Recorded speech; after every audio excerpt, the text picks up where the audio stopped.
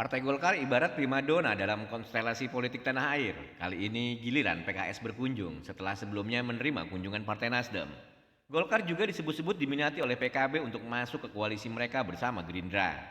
Menyikapi hal itu, peneliti BRIN Lili Romli mengatakan pertemuan partai untuk mencari kecocokan karena semua koalisi yang ada saat ini masih cair.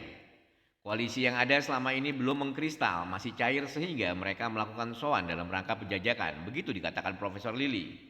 Saat ini ada tiga poros koalisi, yaitu Golkar, P3, dan PAN dengan Koalisi Indonesia Bersatu, poros perubahan, Gerindra PKB, dan Nasdem, PKS, dan Demokrat. Masing-masing parpol pun mengadakan kunjungan pada parpol di luar koalisinya dalam rangka saling mengajak dan menemukan titik kesepakatan. Selain itu, lanjut Lili belajar dari pengalaman di pemilu lalu. Terjadi polarisasi yang memecah, kemudian untuk pemilu 2024 parpol ingin menunjukkan kekompakan. Seluruh parpol menurutnya memiliki kehendak yang sama. Partai Golkar menjadi poros utama dari gagasan pemilu tanpa polarisasi politik. Hal tersebut ditegaskan Partai Golkar melalui pidato Ketua Umumnya Airlangga Hartarto yang menyatakan sikap sebagai partai tengah. Partai Golkar dalam menghadapi pemilu 2024 juga mendengungkan pemilu damai tanpa politik identitas, hingga nantinya menghasilkan pemimpin yang berkualitas.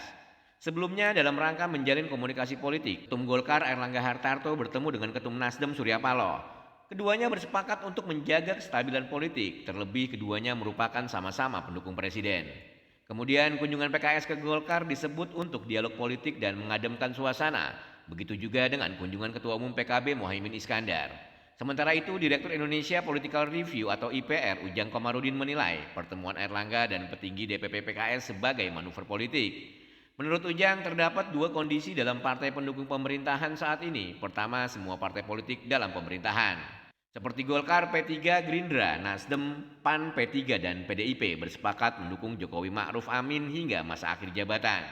Meski demikian, jelas Ujang terkait dengan politik partai tersebut akan berupaya menemukan jalannya masing-masing. Oleh sebab itu, Ujang menilai langkah politik yang dilakukan Ketum Golkar Airlangga Hartarto sebagai manuver untuk menjaga segala kemungkinan di masa depan.